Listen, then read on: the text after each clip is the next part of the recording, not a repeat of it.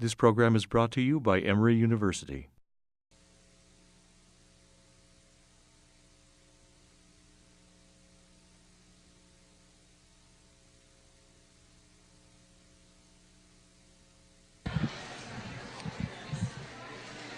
Good afternoon, ladies and gentlemen. My name is Frank Alexander, and I'd like to welcome you all here to Emory Law School for this special occasion.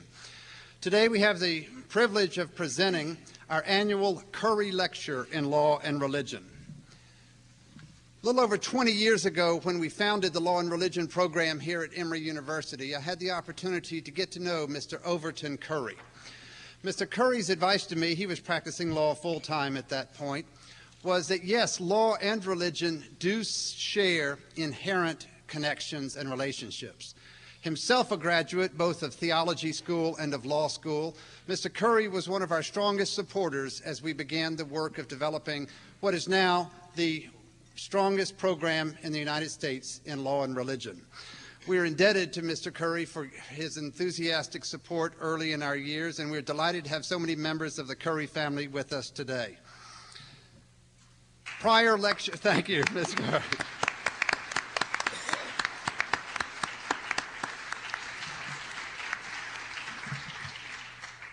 Prior lectures in the Curry series have been given by such individuals as Archbishop Desmond Tutu, Alan Bosack, Steve Osment, Menachem Elan, Marty himself, and others.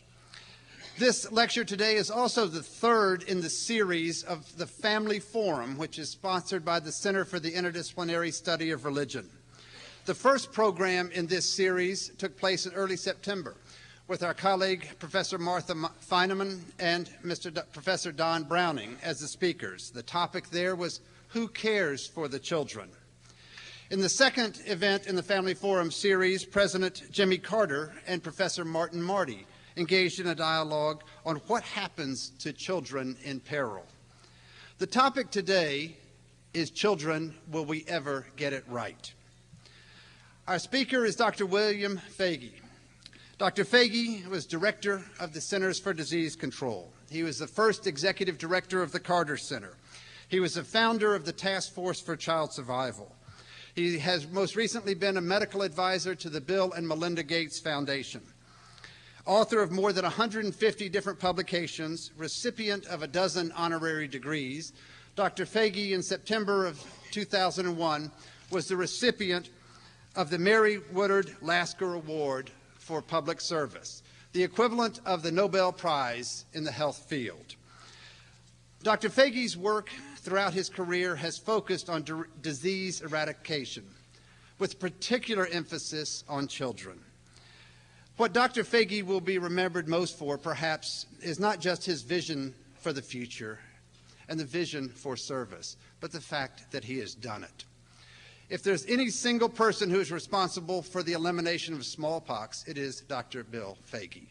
If there's any single person who has led the initiative for the elimination of river blindness and guinea worm in Africa, it is Dr. Bill Foege. Responding to Dr. Bill Foege will be Professor Marty, a Robert W. Woodruff Visiting Professor of Interdisciplinary Religious Studies here at Emory University. Himself the author of more than 70 books, Professor Marty has been described as the foremost commentator on American religion today. The recipient of over 72 different honorary degrees, Dr. Marty is also a foremost commentator on the intersection of law and public policy as we understand religion. The format of today's presentation is relatively straightforward. I've asked Dr. Foege to present opening remarks, and then we'll have a response from Professor Marty. At that point, we'll open it up to questions for a dialogue with each of you. With that, I will turn it over to Dr. Bill Foege. Thank you.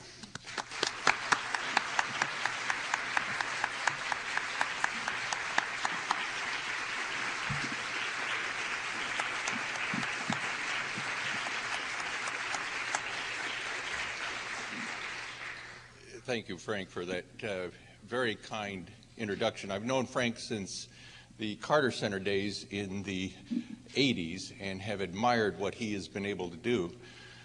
I've known Dr. Marty since 1965 met him in Detroit, and I recall that you were wearing a pedometer and that you had to get in a certain number of miles a day, and if at night you had not made that, you would go out and take a walk. I think Frank said it, but you may have missed the point that Dr. Marty has more degrees than this entire audience put together. And my thanks also to Linda, who has made life so much easier for me and more enjoyable over the last few years, and I thank you. Outside, I noticed Cappy Lord, and it made me think of the days when Hod Ogden was on his deathbed. Hod Ogden worked at CDC, and he was a very creative man. And on his deathbed, he asked Cappy to write his obituary. And Hod then went into a coma, and the family emailed around to people that he had only hours to live. And then, miraculously, he begins to come to, and he resumes his old conversations with people. And he said afterwards that the whole thing was delightful, but the best thing of all was the opportunity to edit his obituary.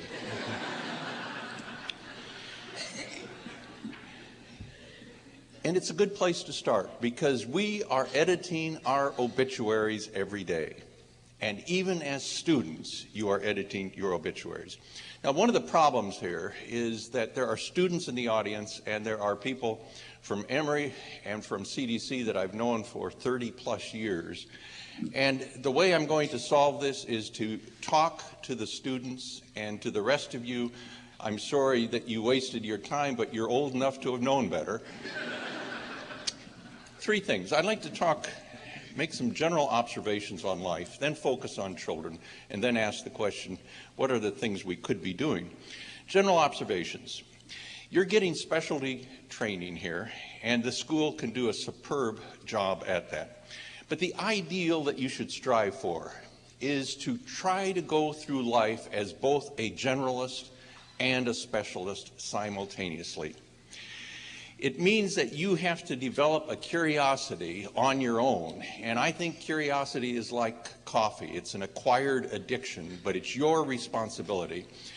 Peligan from Yale has said that good scholarship can often be traced to where a person gets their training, who their mentors were, and so forth, but great scholarship can usually be traced to how much the person knows outside their field. And so try to be a generalist. My yearbook from the Harvard School of Public Health has a note from the class president saying, quotes, no area of knowledge is beyond the interest of people in public health. His name was Yemi Ademola. He was from Nigeria.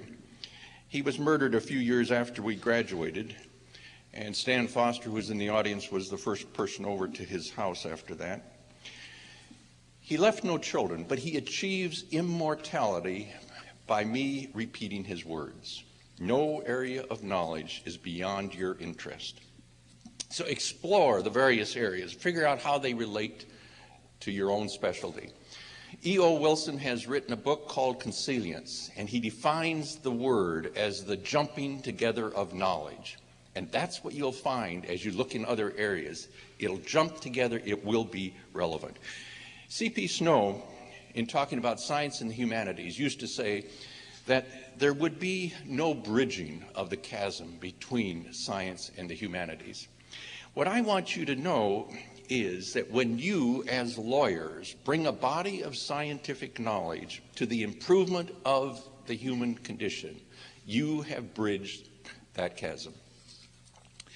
Science and religion, 5 quick thoughts. I recall the day in college that I realized suddenly that all of science rested on physics and chemistry. And then the day that I realized that all of physics and chemistry rested on mathematics.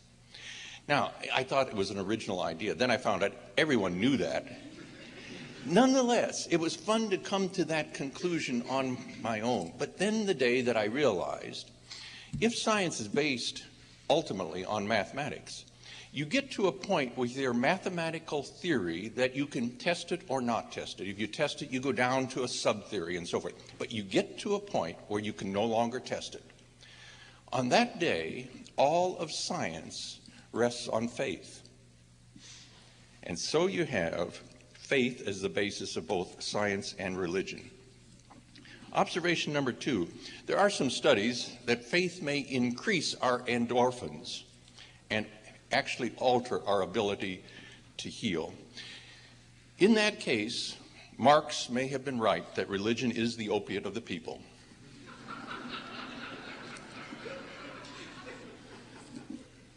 Observation number 3, Roger Bacon was asked by the Pope some 700 years ago to do a summary of science, which he did. In the conclusion, there were a number of things. He pointed out that science has no moral compass. And he also pointed out that the church was providing no leadership. And I think about what if Roger Bacon would come back today, and he would still conclude science has no moral compass, and the church is not providing much leadership. But the interesting thing is that the law supposes a moral compass, a rule to improve the human condition. Observation number 4, certainty is the Achilles heel of both science and religion.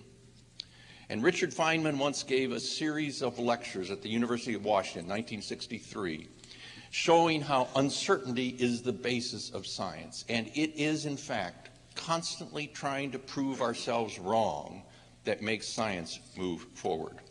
9/11 was the result of certainty.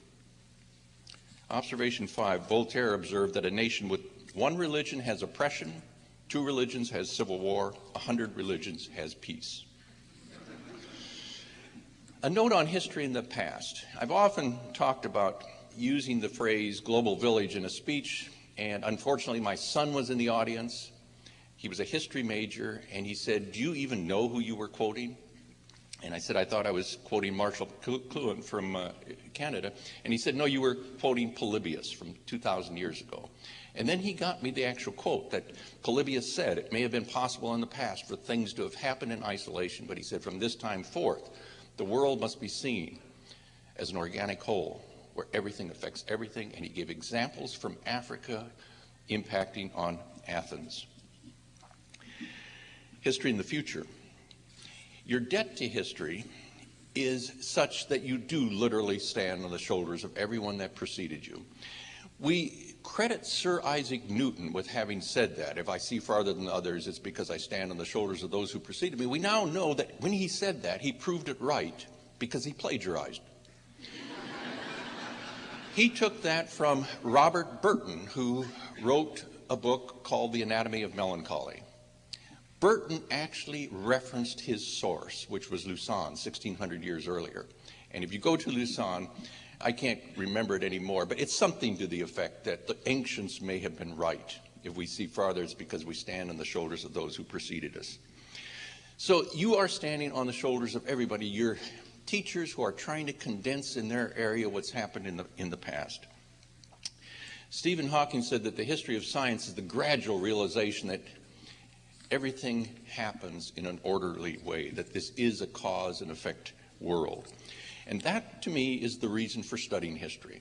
It's not to avoid making mistakes. It's to actually get in mind that there is a logical sequence, and that everything that we have today, whether it's a tool or whether it's a philosophy, has a history. If we were smart enough, we could actually trace back. But we are smart enough to know that everything we do ripples forward. And so that's why we study history, to know that every action we take ripples forward.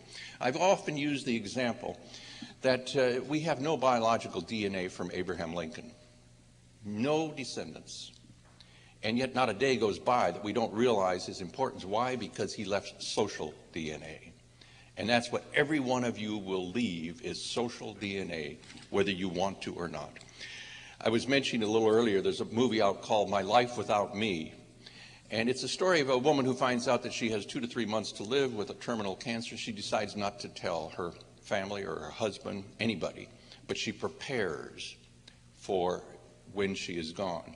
And she does tapes for each one of her children for every birthday up until the time they're 18 and that sort of thing. my life without me. And so it seems to me that what we should be doing is preparing the world for the day when we're gone. That should be the way we're thinking. And so we might as well get it right. I often say that in public health, we mucked around for a long time on tobacco, but it wasn't until the lawyers got involved that everything changed. Well, there are lots of things like that in public health, whether it's quarantine, fluoridation, water safety, disclosure of ingredients, food safety. It's the law that has changed the public health. And so you're in a position that just as people in public health make a deliberate decision that they will go into public health, because while they share so many things with medicine, the one thing that isn't shared is medicine is using the truth of the ages and applying it to one patient. Public health is trying to use the truth of the ages and apply it to everyone. It's social justice. As law students, you have to make a decision whether you can do both or whether you do one or the other, but you have an opportunity to use your law training for social justice. Okay, on to children. Why do we have so much trouble getting it right? 50 years ago, our Surgeon General, Leonard Sheely, said, "The world cannot be allowed to exist half sick and half healthy."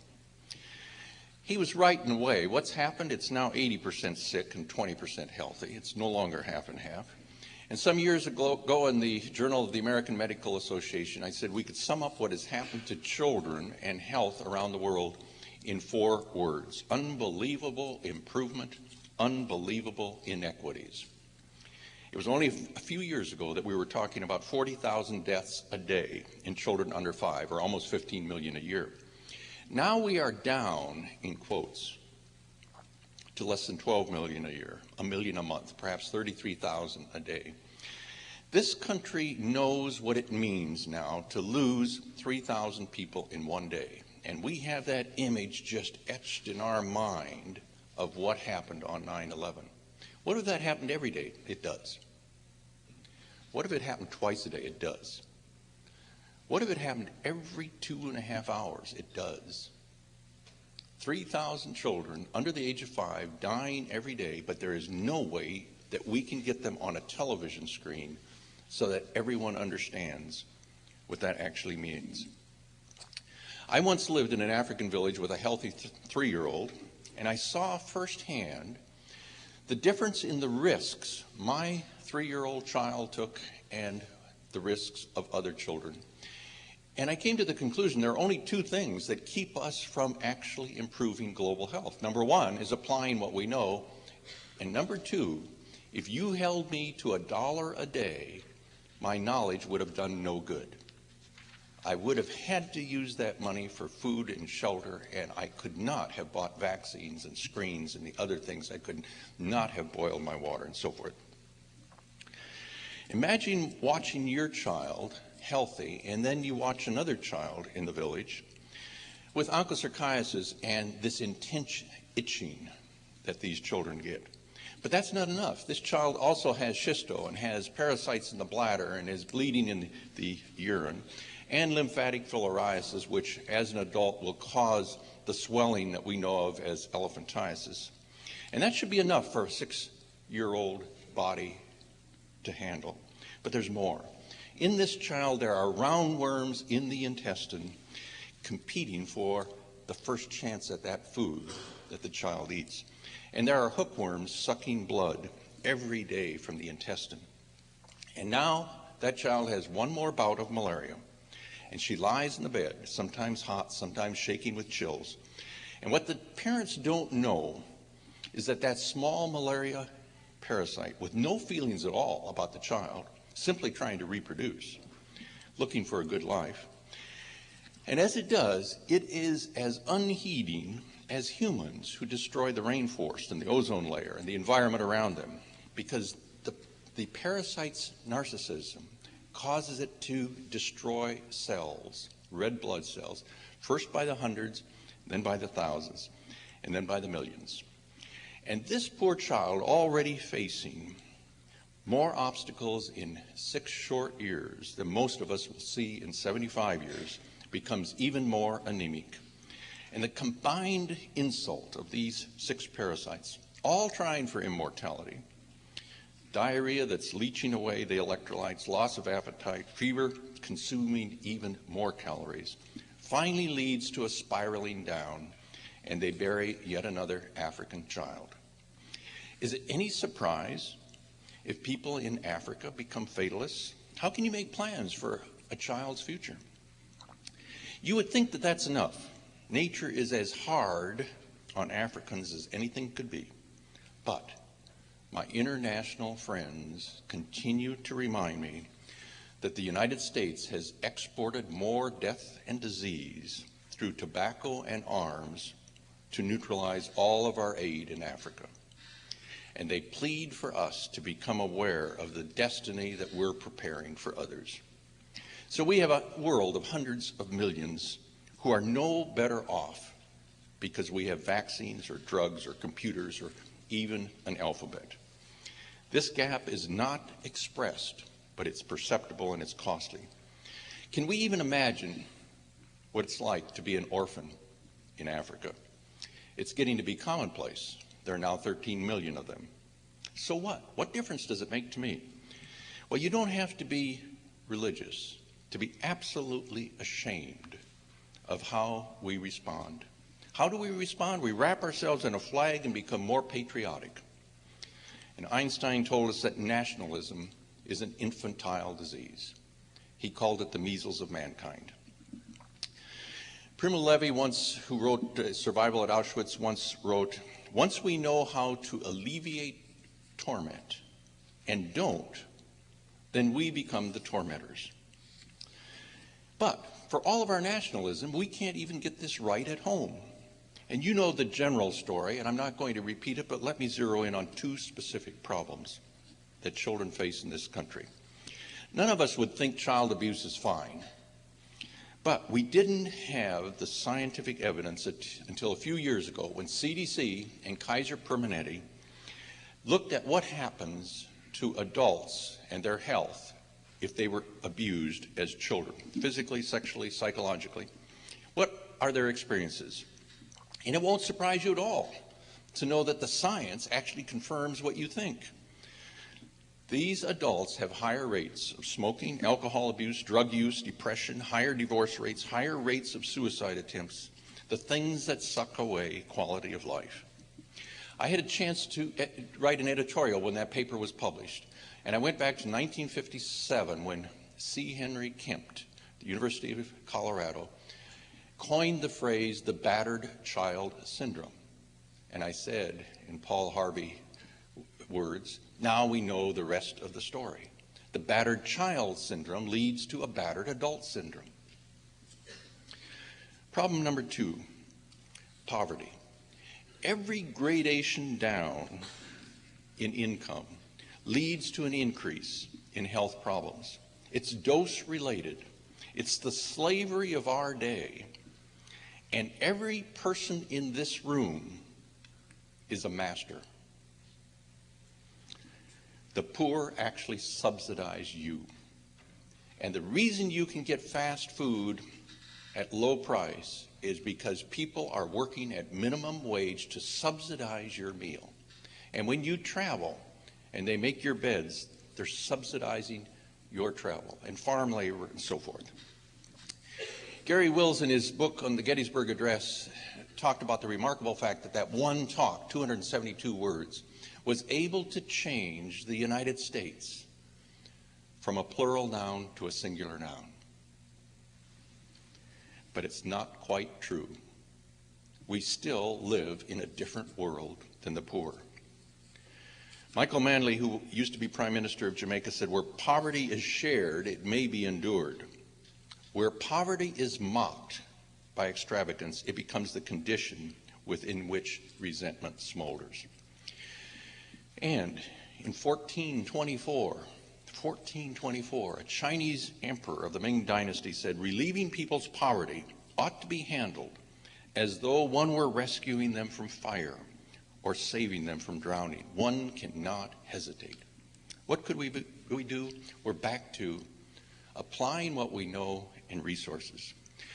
Despite our emphasis on children, and our investment in Head Start and other programs, President Carter pointed out in his book, The Virtues of Aging, that for every $12 that the federal government spends on people over the age of 65, they spend only $1 for children under 18.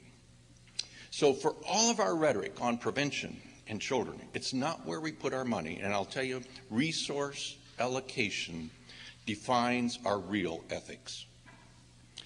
Don't miss the point that money spent on the Iraq War and Reconstruction, if applied to children born this year in this country, would provide an individual trust fund of $40,000 for every child born. One thing that's been minimized in our thinking about children is looking at what are the positive things. We instead use a pathological approach, which means we wait until disease is evident before we react. We desperately need leadership taking us to what are the good things that we would like to enhance. What if we looked at the attributes we want in children, figured out how to enhance them, invested our money in helping society provide that environment? We have a group here today from the Task Force of Child Survival and Development that is in fact trying to do that, figure out what are the positive things and what can we do about it. Our destiny is by choice, it's not chance. There's a history that tells us exactly why we have so many prisons, a justice system that's engorged with criminal cases, drug offenders, mental health problems, a war in Iraq, much of the world hating Americans. These things don't happen by chance. What if we lost our fatalism and said we want to invest in our next generation? What would we do? Well, we would make explicit the link between the needs of the poor and the fears of politicians. Politicians fear losing office, and we need to ask, what are the political benefits to support child development? We need to develop better measuring and evaluation tools. We know from other programs that you get what you inspect, not what you expect, but you need to have metrics to do that. We would achieve sustainability by changing social norms. There was a time when measles was an expected childhood disease. Now, a single case makes front page headlines. How could we make optimum child development the social norm? May 9, 1999, the New York Times included a message taken from a subway booth. It was, quotes, "Lots of people confuse bad management with destiny," end quotes. Well, we could create better destiny through better management. It's never too late for some things. We can improve our knowledge, continue our interests, continue giving to others, even when terminally ill. We can improve some things right until the end. Other things can never be recouped. Again, Richard Feynman, the great physicist, said it takes very little energy to scramble an egg, and science is totally incapable of reversing that simple process. We cannot reverse the retardation caused by insufficient iodine at a certain point in life. We cannot return function to legs of a child crippled by polio. We cannot eliminate the past from a child traumatized by war. We can't erase abuse, but we can prevent it. I like to talk about an editorial where I quoted Dolly Parton, who said, "You would be surprised how much it costs to look this cheap."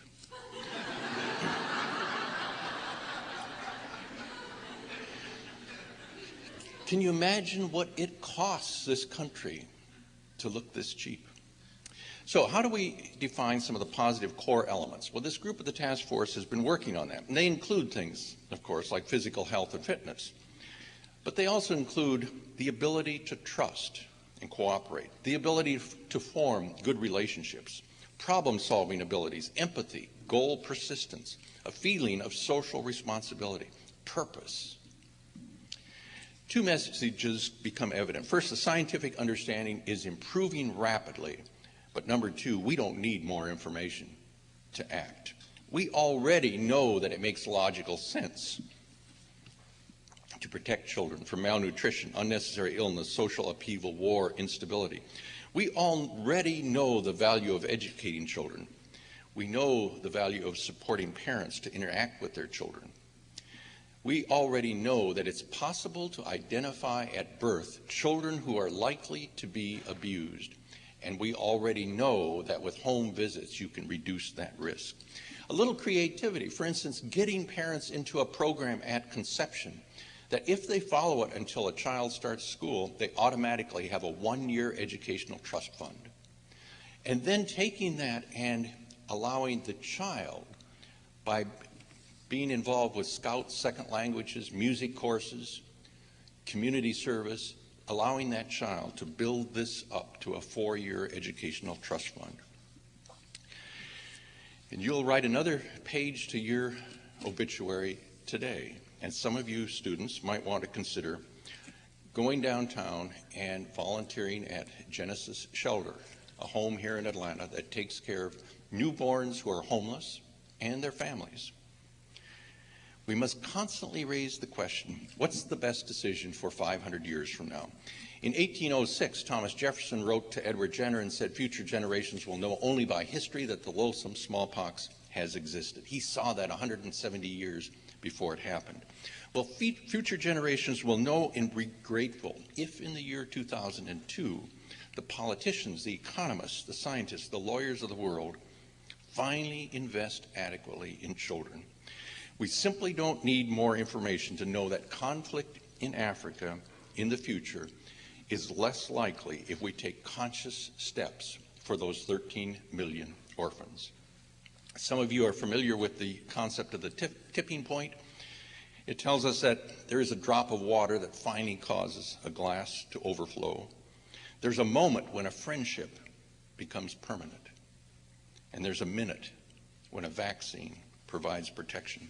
There's a day when the world finally does right by its children. What do we need to do? If children are to have a positive core, then offer them a successful life. This is more likely to happen if we look at the entire array of things. What kind of a social environment do we need to support parents? What kind of things do we do to parents to help them support children? Improvements will come by choice. They will not result from inspiring meetings. They won't happen by uncoordinated projects. We need to deliberately plan for child development, to capture political commitment and this feeling that we're all in it together. When a country deems something really important, they make one person responsible. And that's true in health or education, finance or trade. But it holds true for child development. 2 provinces in Canada have now made a person responsible for child development. Why can't every country do that? We need young people learning to use the law to make sure that things like that happen. And finally, we build a course on the many who have gone before, and I mention only 4 in closing. President Carter, who you recently heard, who's making the future more hopeful in Africa. Jim Grant, former head of UNICEF, who said in his last speech before he died to the UN General Assembly, and I quote, "The vital, vulnerable years of childhood should be given a first call on society's concerns and capacities. There will always be something more immediate. There will never be anything more important." Gandhi, who said that people often become what they believe themselves to be, and children often become what their parents and society believe them to be. And finally, Jonas Salk, evolution will be what we want it to be. If we can envision it, we can achieve it. So creating that future starts with the ability to envision it. So I repeat, there's a day when the investment in children passes a point of no return, and all children after that day will benefit. And that day might just as well be today. Thanks for listening, but thanks even more if some of you students learn how to help to make that happen. Thank you.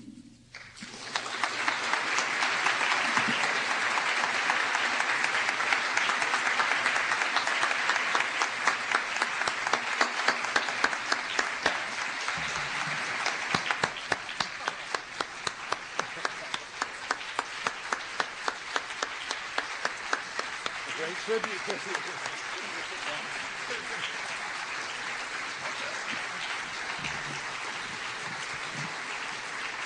Thank you very much.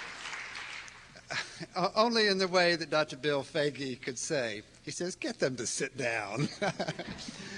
Dr. Foege, we're delighted with what you have shared with us. You began with the proposition that certainty is the bane of science and religion and perhaps of law, as Justice Oliver Wendell Holmes observed a number of years ago.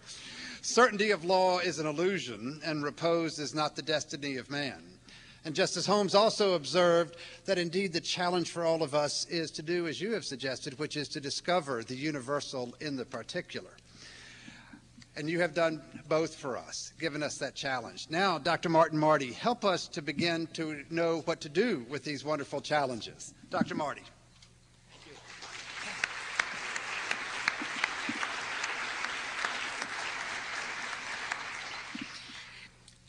My first challenge, if we've heard what medicine has to say about certainty and law has to say about certainty, I better say something theological.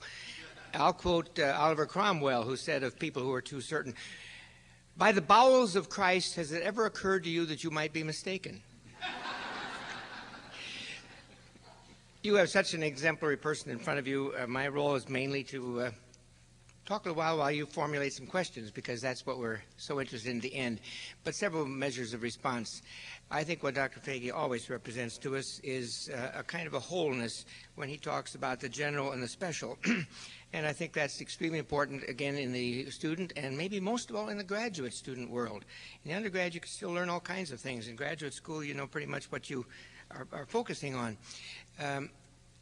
The education supplements to our two newspapers came out last week in Chicago, and I counted how often the word careers was in the advertising. Come here for your career, it'll benefit your career. Not once did they use the word vocation. Careers are really expendable. The average American has 4 or 5 careers nowadays. You maybe have one profession, maybe 2, but your vocation. Jose Ortega says, strictly speaking, a person's life should come out, the obituary should come out to having lived a full, whole, integrated vocation, and not to be obsessed with the social schema of a career. And I think that keeping open to that is what we heard embodied today. On the science and religion front in education, I think of Eugen Rosenstock Hussey. I'd like to quote people's shorter names because my time is short, but Jose Ortega Gasset, Eugen Rosenstock Hussey, but they said the right things. He says the history of education in the West begins in the medieval universities with Anselm and others who say the root of education is credo ut intelligam. I believe in order that I may understand. What Dr. Foege referred to as the foundation that comes before the math comes, before the physics comes, before the chemistry comes. But that doesn't do what a university must do. It may have done that in the world of early Western medieval Christendom. So the next one was Descartes, cogito ergo sum. I think, therefore I am, is the birth of skeptical reason, without which you could not learn epidemiology, you couldn't do the things that have been done, or you must. But he says in our world, we need another one, and that is the social dimension of truth. And you can never hear Dr. Foege without hearing he's assuming community. This room is full of friends piled up through the years of his community here. There are people here from Africa who are embodying the Foege mode of life in community. And Rosenstock Hussey says for that world, the slogan in Latin would be respondio et mutabor. I respond, although I will be changed. The first one says truth is divine and can be partly apprehended. The second one says truth is human and has to be acquired through the best of human skepticism and criticism. And the third is truth is social and is gathered when people are interacting. And I think that's an important part, and especially in a program where you're bringing law and religion together, you have an embodiment of these. I can't resist saying about the DNA of Abraham Lincoln that right across the street from me lived his great-great-great-grandson. Robert Todd Lincoln's daughter had one son, and a little boy, he lived there, and he lived to be 84, and he never married, and in his last years there was a paternity suit against him, which unfortunately he won. We were all hoping there'd be a little Lincoln DNA running around, but there's not. but he lives and is quoted twice, as was Jefferson and as are the great physicians of the past and legal figures of the past. We indeed stand on their shoulders. But the other dimension that came through so much as I heard him again today is the connection of the local, what you can do with the Genesis place here, and what's going on in Sierra Leone or whatever. The first year of the Clinton presidency, there were off-year elections, which went entirely Republican, and Mr. Clinton consoled himself by saying the next day, this was not a referendum on anything national, this was entirely local. Congressman Tip O'Neill taught us all that all politics is local, so it's all that. And the next day, Bill Sapphire, not the greatest fan of either of them, said, I've never agreed with you, Mr. President, I've never agreed with Tip O'Neill before, but I agree with you there. All politics is local. But what you two haven't noticed is that today the local is the national. And I think what we're hearing here always says the local is the global. Disease is connected.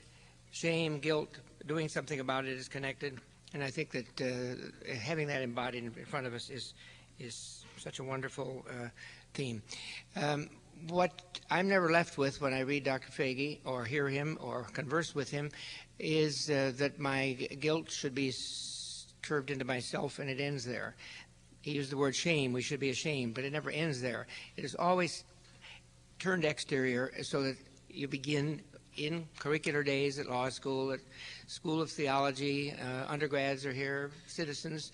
The tipping point, he says, can be today, and while that may not be true for the world, it can be true any day for people's lives, and you've had in front of you today somebody who helps us tip.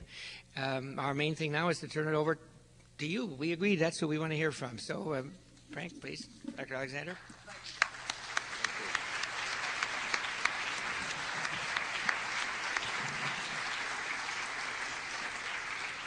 Thank you very much, Dr. Marty.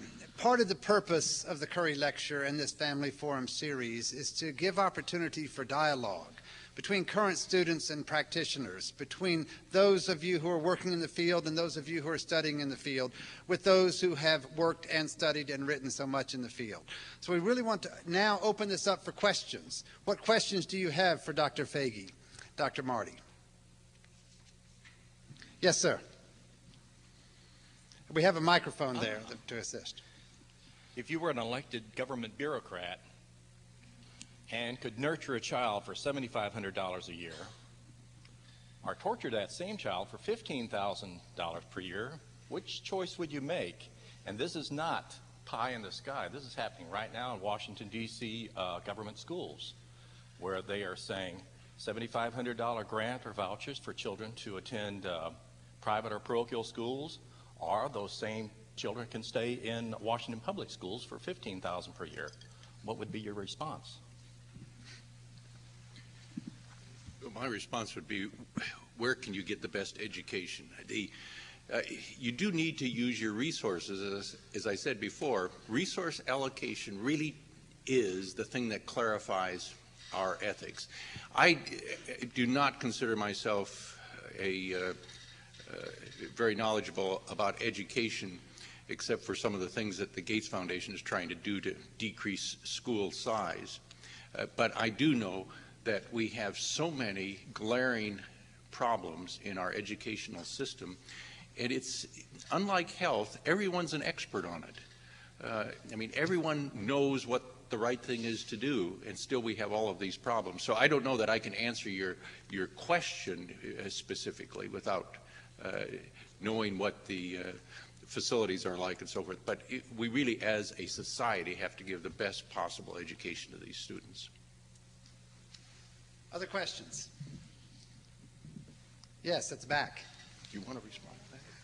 Oh, I'm sorry, Doug.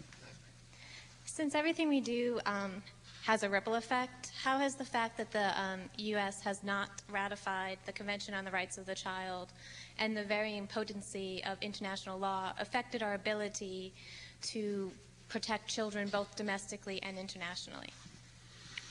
Well, you wouldn't believe how much grief global health people take when they go to international meetings these days. And one of the items specifically is what you mentioned, that only 2 countries have not ratified the Convention on the Rights of the Child, Somalia and the United States. Now, it's for different reasons. One has too much government, one has too little government, but nonetheless, we are placed in that category. I went to the memorial service for Jim Grant, and Mrs. Clinton spoke, and she said to the audience, "You can rest assured I will get that signed by the United States." She's still in a position that she can work on that. The problem, of course, turns out to be that it includes such things as the minimum age for being in the military and things like that, that the United States feels it would be giving up something if it's signed.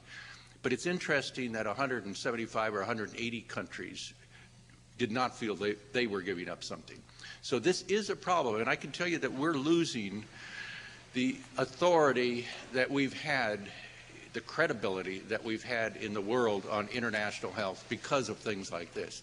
The fact that we don't, I mentioned the editorial that I quoted Dolly Parton. That was when the United States was not paying its share of the budget for WHO, and I just don't understand why we don't do things like that. I mean, it impedes our ability to do work globally.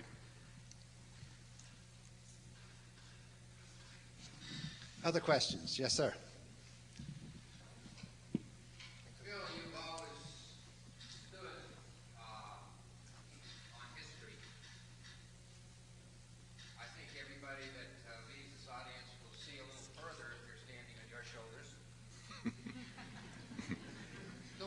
Item that you have not really touched on is the key thing through your life, and that is the word optimism. Would you say a little bit about that? Thanks, Stan. Stan and I started on the same day at CDC back in 1962, so over 40 years. I was actually going to save optimism for your class tomorrow, but I will. There are a number of things that I try to promote with students of public health. One is tenacity, and I often quote Mae West, who talked about a man. She said, "He's the kind of man that's so tenacious you'd have to marry him to get rid of him."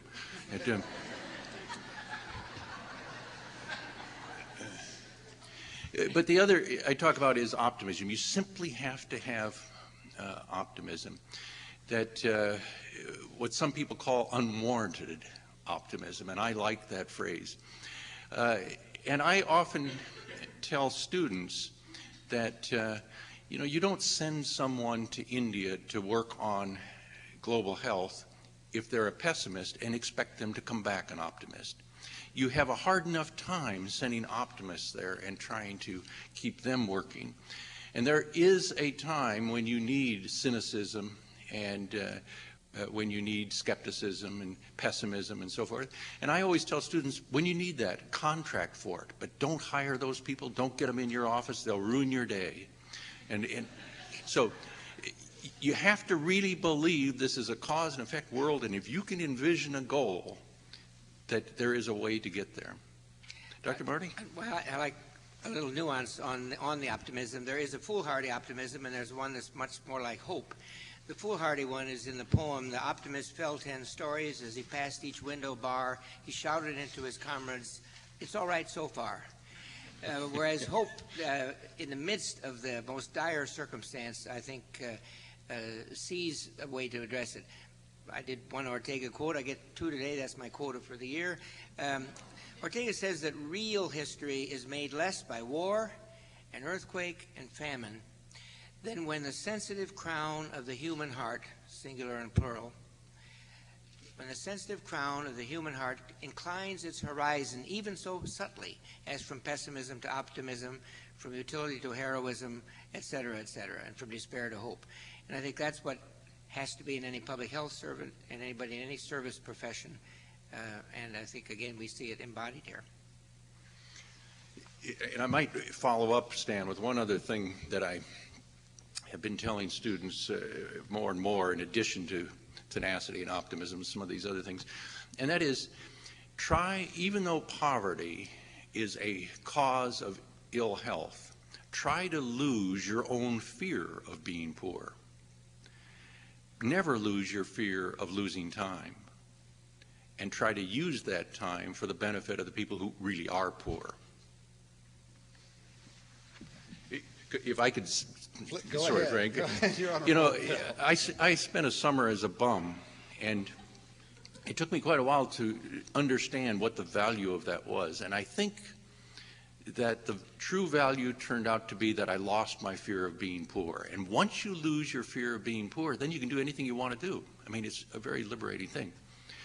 It took me some years to realize my wife had not spent a similar summer.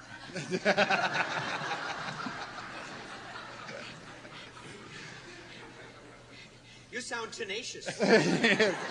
Tenaciously optimistic. Other questions? Yes, sir. Wait, let's get the microphone to you.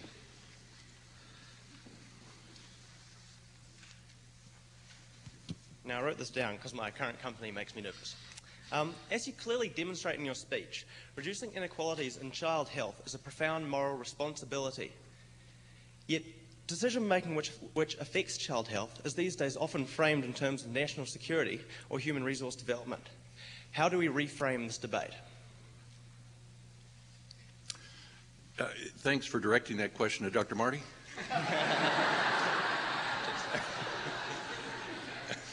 But reframing is really the key to all this. We get grooved into a mode of putting this over against that, and both sides lose along the way. And I think our nation is so polarized today because we have a certain set of signals that symbolize how you must line up, and it all ends there. So we have two competing priorities you're describing here. They don't have to be mutually exclusive, but I suppose it has to start locally and nationally and globally. I think an awful lot, I stay at the Emory Conference Center when I'm down here, and we don't have cable TV at home, so I flick it on, and so I see all of these shouting Sunday night programs. It's really a very pleasant rest of the week when I get it just from newspapers where I'm kind of in control of it there, because they always are facing them off in such a way that you have to be 100% this or 100% that. It's in your face. There's no other urging. And I guess we always say argument is based on my having the answer, and I got to convince you or humiliate you or exile you or something. You need argument. You can't have justice without argument. You have to have argument in the classroom. You have to have argument in law. You have to have argument in theology. You have to have argument in the legislature. But on these polarized issues, you don't get anywhere that way. And I'll give him an illustration just from his answer before on the voucher question. Conversation is guided not by the answer but by the question. And I think he reframed the question here to say, the question is, how do you assure the best education for the child? Then you can begin the debate. If you start the other level, you have half the people in the room saying church, state, voucher, better education, not, etc. So reframing, I think, is the key word I'd carry, and I think he embodied that in one answer before. And this idea of reframing, we really do get ourselves into a problem. For instance, in public health, we have programs that have positive benefit cost ratios. That is, for every dollar invested, we can show that society saves more than a dollar and gets rid of the problem. It should be a no-brainer at all that those become entitlement programs, and they don't compete with other programs. And what do? Every year we go up for appropriations hearings, and we are putting two programs with positive benefit cost ratios against each other, and something has to change. My last appropriations hearing, when I was director of CDC, Senator Mark Hatfield from Oregon, who was the chair of the big appropriations committee, actually asked the subcommittee chair if he could chair this meeting because it would be my last time up there. He asked me a question that I wasn't expecting, but he said, now that you've seen how public health is administered in this country, are there changes we should look for in the budgeting? Should we reframe the question? And I said the first thing I would do is make positive benefit cost ratio programs an entitlement. And I said, and you don't even have to get in an argument about it. Have Congress decide which programs have reached that level and what is the right appropriations level. I said the next thing that I would do is actually index all public health budgets to total health care expenditures, because the percentage of money going into prevention and public health percentage keeps getting smaller and smaller. I would be willing to take any point and say we'll index at that point, and we would benefit then in the future. So that's reframing the question. There's a hand right down here. Yes, ma'am.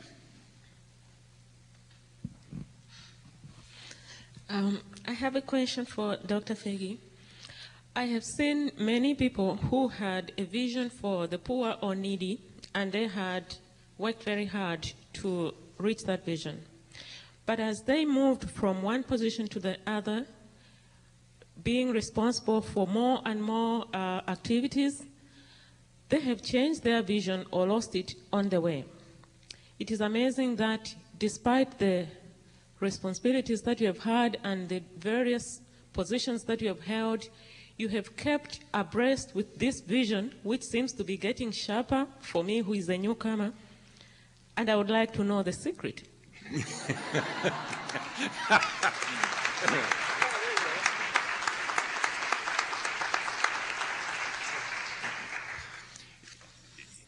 It's a very nice question, thank you.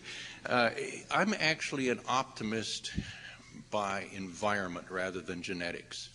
And I really think that is true, that time and again people have believed something couldn't be done, and then I see that it is done, and so you keep building on these successes. And that's the secret, I think, of child development. How do you get children to have small successes and keep building on those successes? I think of the teenage years and the crisis of confidence that all children have and how hard it is to find things that they can succeed at.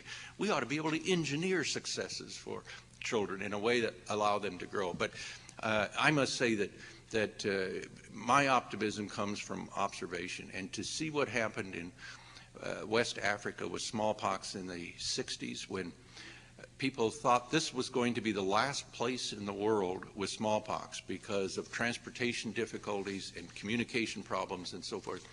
And what happens? All of West Africa got rid of smallpox in 3 years and 5 months and under budget.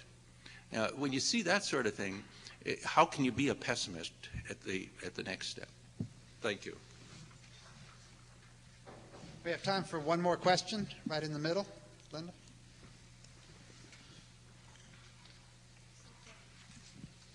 Hi, thank you very much for coming to speak with us. First of all, it really provides a sense of inspiration for people working to change the lives of certainly children.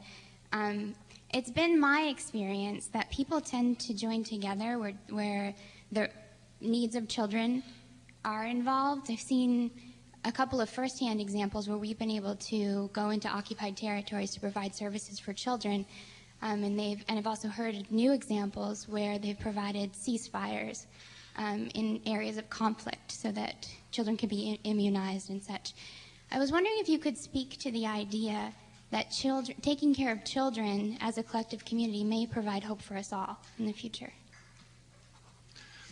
You're absolutely right that when you look at the series of things that people can agree on, children turns out to be very high on the list. And you mentioned the days of tranquility, when people have actually stopped fighting and used their military vehicles to take vaccine one place or another. And Jim Grant, as head of UNICEF, was an absolute master at being able to get the political people to make these decisions. And I think it is a very good place to start. I keep thinking that with health, if we would be more deliberate in how we did some of these programs, it could be a way that would eventually bring us ability for peace. For instance, Will Durant once said he did not see the world getting together on anything unless they feared an alien invasion. And what we've seen over the years is we've developed surrogates for alien invasions. Nuclear weapons became a surrogate, and we were able to then sit down and talk because everyone felt threatened. In some ways, smallpox was a small surrogate for an alien invasion, and polio now, with what Rotary and others are doing, is a surrogate.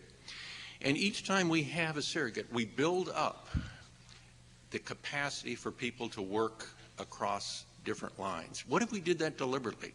What if we used AIDS? What if we used the orphans in Africa? What if we used terrorism, use anything, but use this as a surrogate for an alien invasion and figure out how then to apply these tools so we become so comfortable with it that we're willing to apply it beyond the things that really seem to threaten us.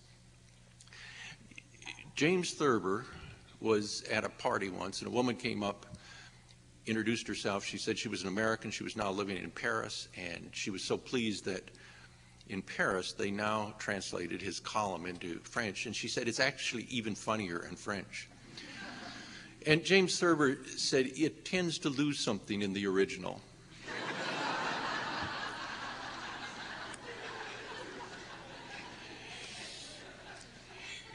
And all of these talents in this audience, whether they're public health talents, whether they're legal talents, it loses something in the original unless we figure out how to use those talents and actually interpret them into action. Thanks.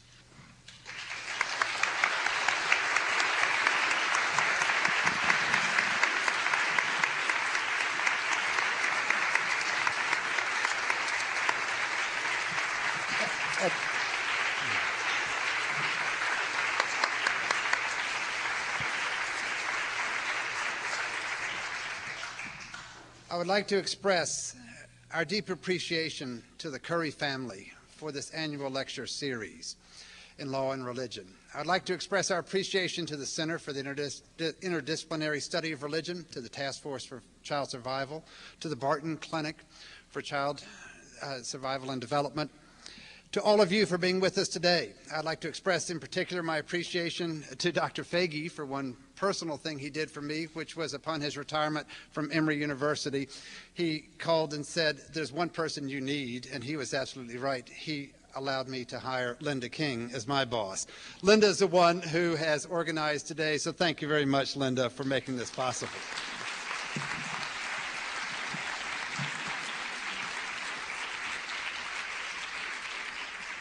Here at the law school, it is very difficult at times to see the possibility of the universal. It is very hard for our students at times to understand that the possibility of justice lies behind or beneath or indeed in front of every given legal decision.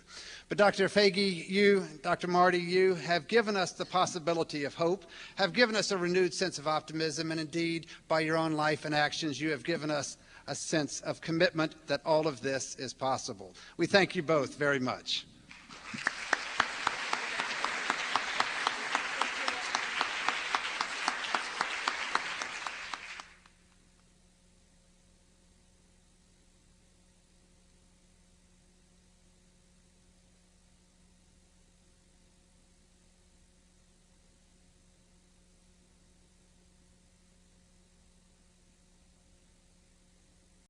The preceding program is copyrighted by Emory University.